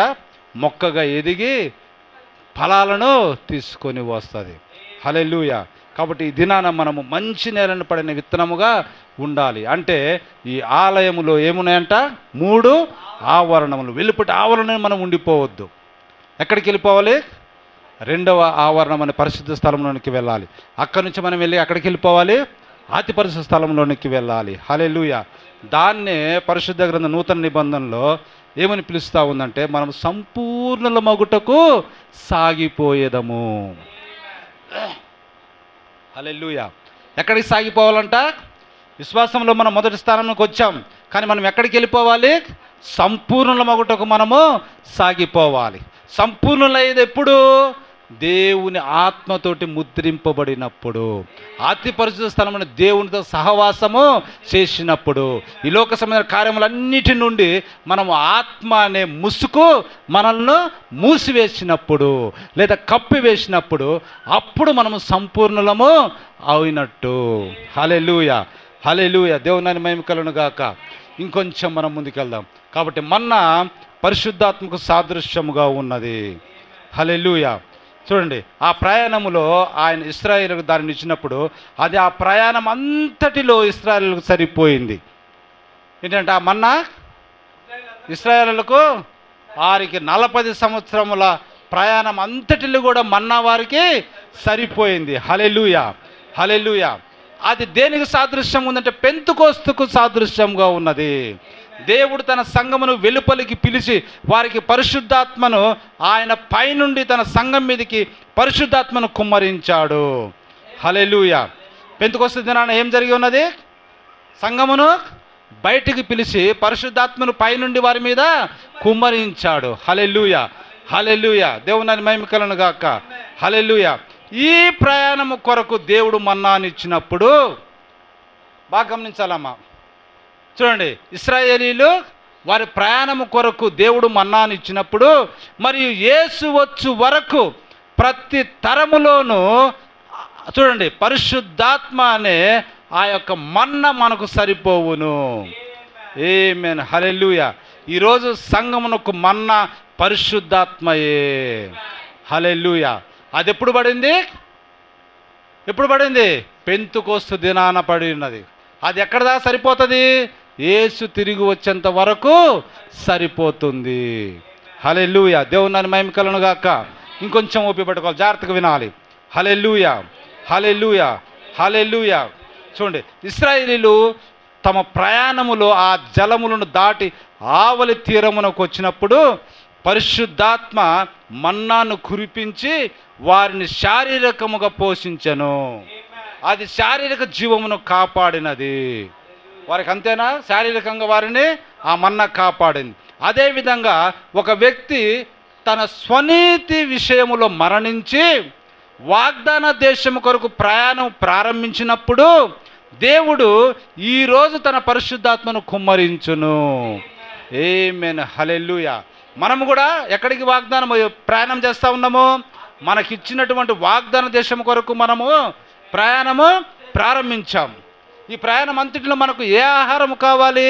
పరిశుద్ధాత్మని మన్న మనకు కావాలి, లేదా దేవుని వాక్యం అని పరిశుద్ధాత్మ సహాయం మనకు కావాలి. హల్లెలూయా. దేవుని మహిమ కలుగును గాక.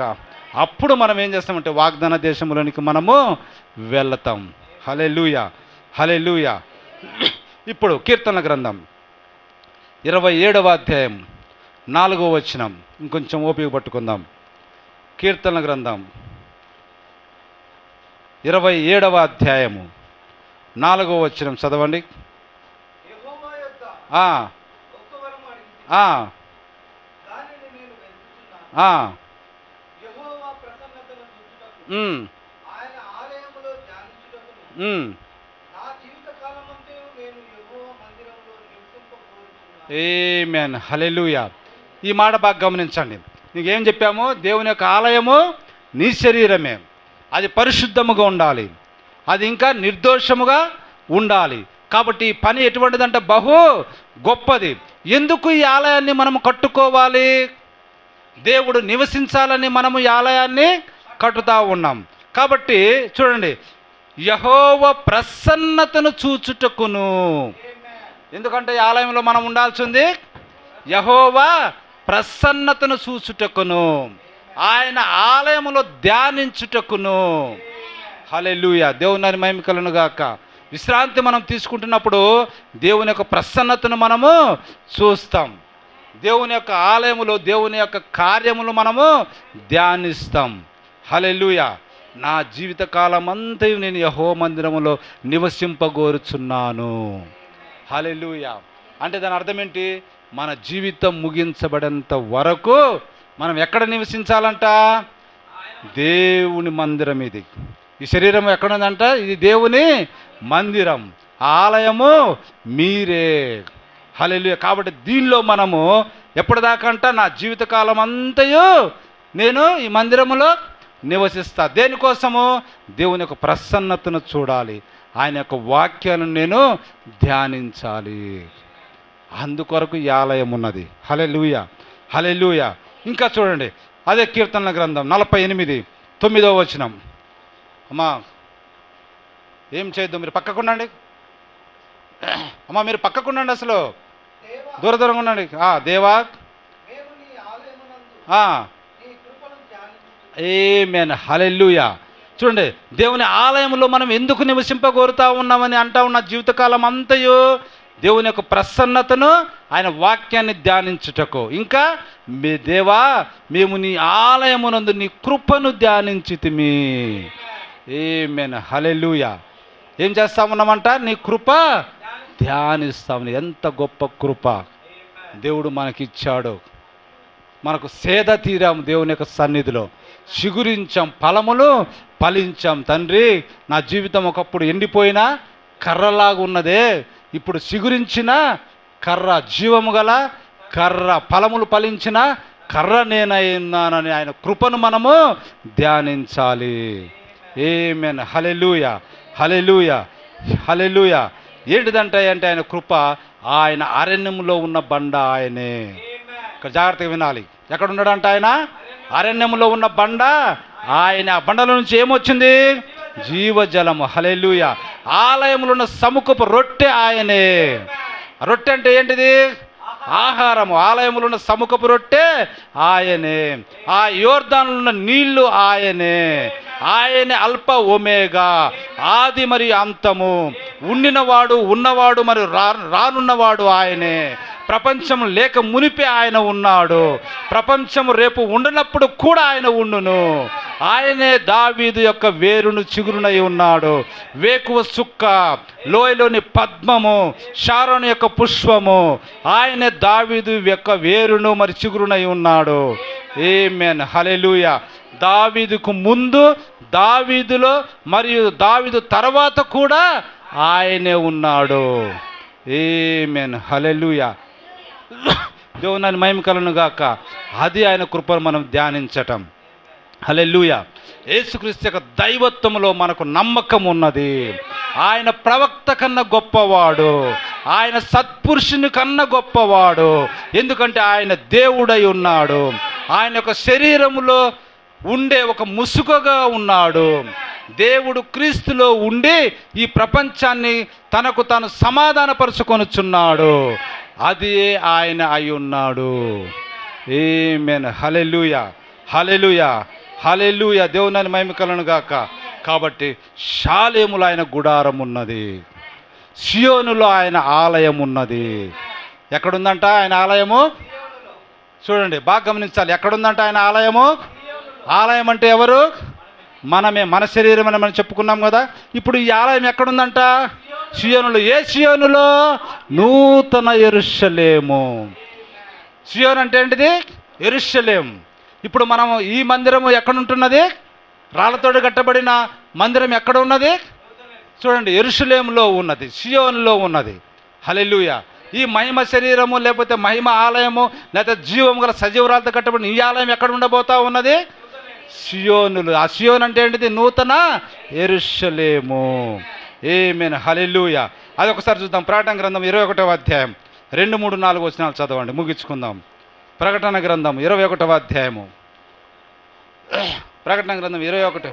మరియు నేను నూతనమైన యెరూషలేము అను పరిశుద్ధ పట్టణము ఆ, తన భర్త కొరకు అలంకరింపబడిన పెళ్లి కుమార్తె వలె సిద్ధపడి ఆ, పరలోకమందున్న దేవుని యొద్ద నుండి దిగి వచ్చుట చూచి ఆమేన్. హల్లెలూయా.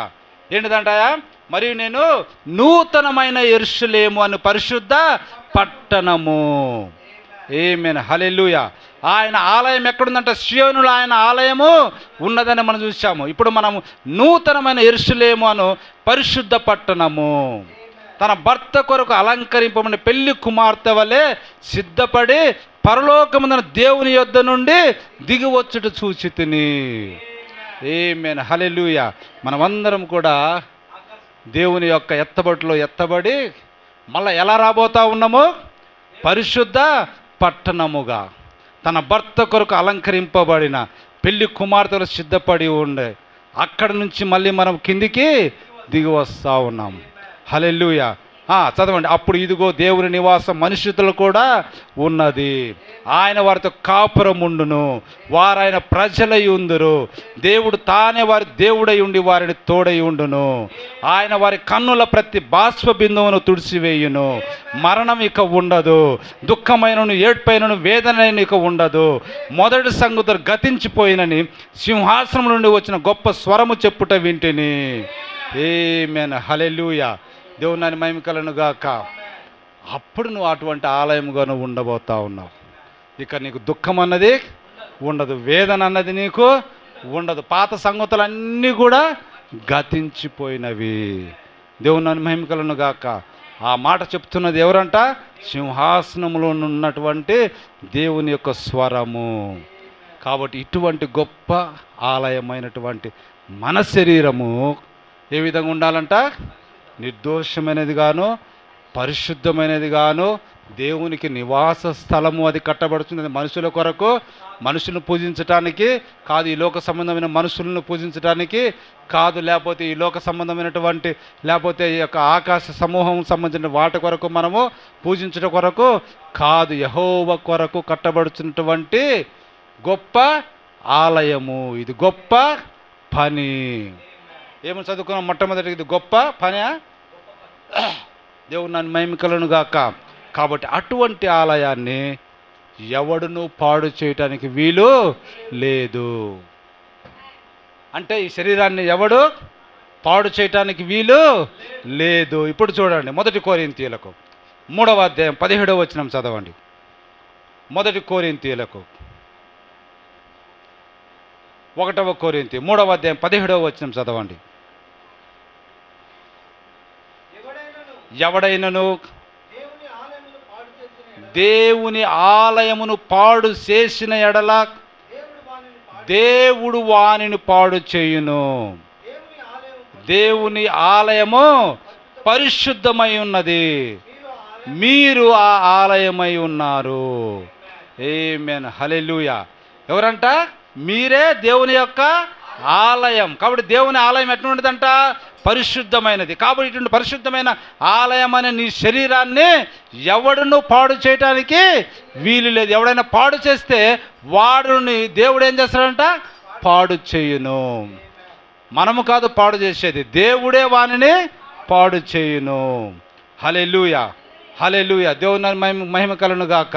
ఇప్పుడు ఒక చిన్న ఉదాహరణ చెప్పి మనం ముగించుకుందాం. దానియేలు 5వ అధ్యాయము 3వ వచనం చదవండి. దేవుని ఆలయాన్ని పాడు చేస్తే ఏమొస్తుందో చూద్దాం. దేవుడు ఏ విధంగా వారిని పాడు చేస్తాడో చూద్దాం. దేవుని ఆలయము మీ శరీరమే. మీ శరీరాన్ని పాడు చేయడానికి ఎవడైనా వస్తున్నట్లయితే ఏ విధంగా వాడు పాడైపోతాడో అక్కడ ఉంటుంది. చదవండి. అందుకు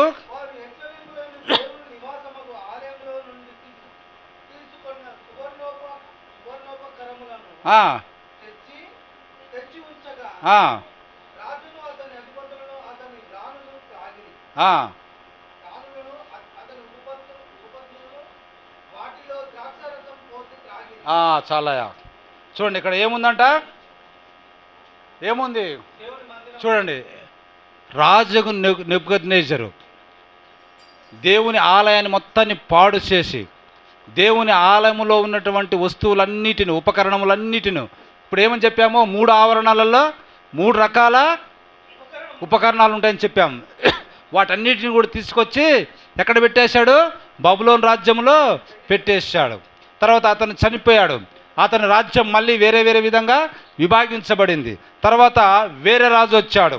బాగా గమనించాలి. తర్వాత వేరే రాజు వచ్చాడు. ఆ రాజు, ఆ రాణి, ఇంకా అధిపతులు వాళ్ళందరూ ఈ ద్రాక్షరసము తాగాలని ఏ పాత్రలు తీసుకున్నారంట? చూడండి, ఏ పాత్రలు తీసుకున్నారు వారు? యెరూషలేములోని సొలొమోను కట్టించినటువంటి ఆ దేవాలయములోని పాత్రలను తీసుకొని వచ్చి దాంట్లో ద్రాక్షరసములు పోసి రాజు, అధిపతులు, రాణులు, ఉపపత్నులు అందరూ కూడా దాంట్లో ద్రాక్షరసం తాగుతూ ఉన్నారంట. అప్పుడు దేవుడు చెప్తా ఉన్నాడు, చదవండి. వారు బంగారు, వెండి, ఇత్తడి, ఇనుము, గరరాయను వాటితో చేసిన దేవతలను స్తుతించుచు ద్రాక్షారసం త్రాగుచుండగా ఆ గడియలోనే మానవ హస్తపు వేళ్ళు కనబడి దీపం దగ్గర రాజు యొక్క నగర గోడ పూత మీద ఏదో ఒక వ్రాత వ్రాయుచున్నట్టుండెను. చాలా. ఇప్పుడు చూడండి, ఎప్పుడైతే వారు దేవుని యొక్క ఉపకరణములను పవిత్రముగా వాడవలసిన వాటిని అపవిత్రముగా వాడుట వలన, చూడండి, రాజు ఎదుటనే గోడ మీద ఏమైందంట? చదవండి, ఏమైంది? ఆ గడిలోనే మానవ హస్తపు వేళ్ళు కనబడి, చూడండి ఏం చేస్తూ ఉన్నాయి? దీపము దగ్గర రాజు యొక్క నగరు గోడ పూత మీద ఏదో ఒకటి రాయిచున్నట్టుండెను. ఏదో హస్తం వచ్చి రాసేసిందంట. అది రాజు చూసిండు, ఏదో రాసింది, అదేం అర్థం కావటం లేదు, ఇది ఏంటి అని చెప్పేసి చివరికి ఎవరిని పిలిచారు? దానియేలును పిలిచారు. దానియేలును పిలిస్తే చూడండి ఏమైందో అప్పుడు చెప్తా ఉన్నాడు. 25 చదవండి. 25 ఈ వాక్య భావం ఏమనగా వినే అనగా దేవుడు నీ ప్రభుత్వ విషయంలో లెక్క చూసి దానిని ముగించెను. చూడండి, వారందరూ ఏం చేశారంట?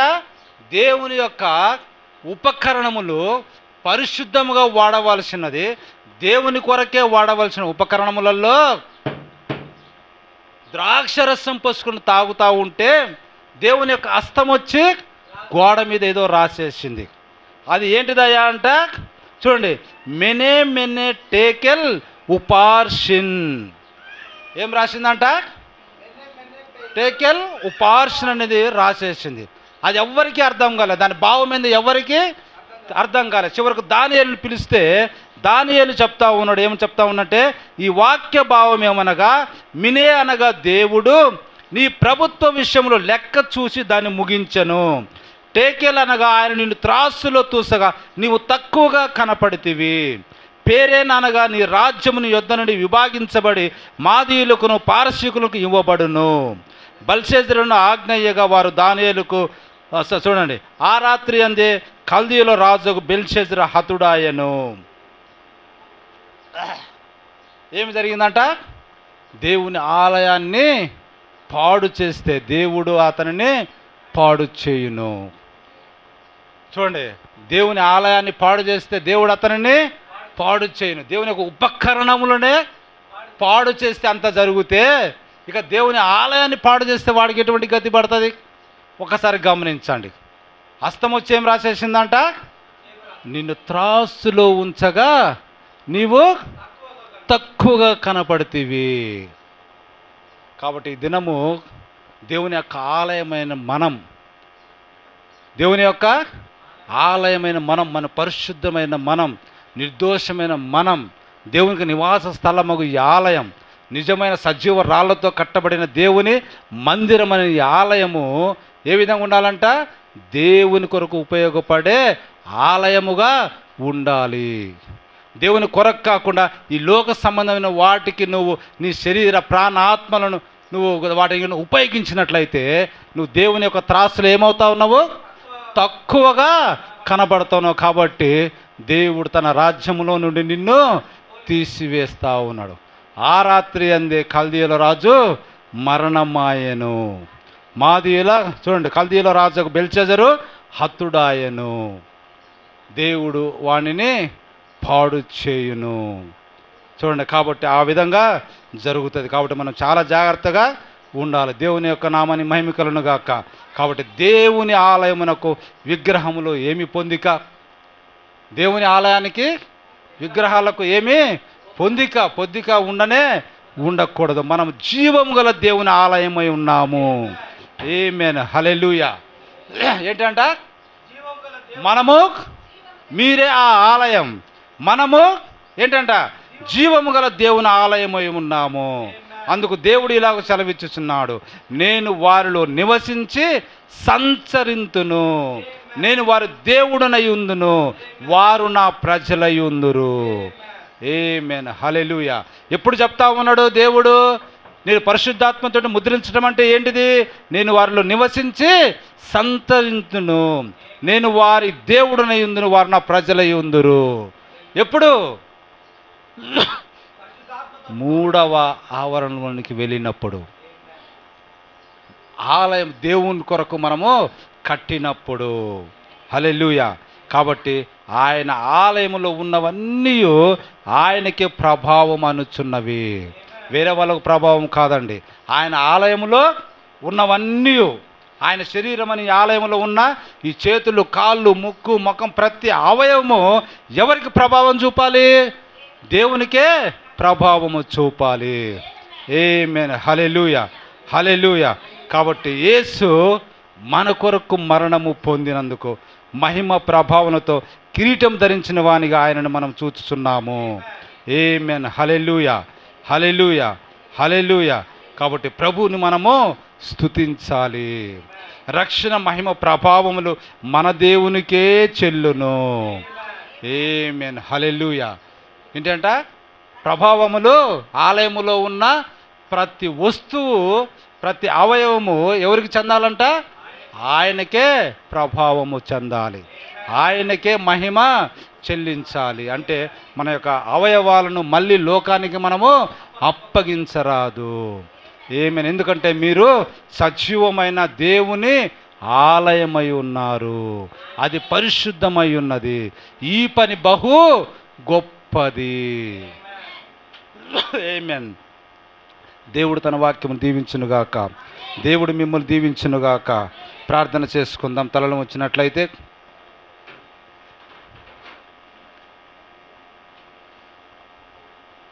క్లోజ్ చేయండి అన్నది. ప్రార్థన చేసుకుందాం.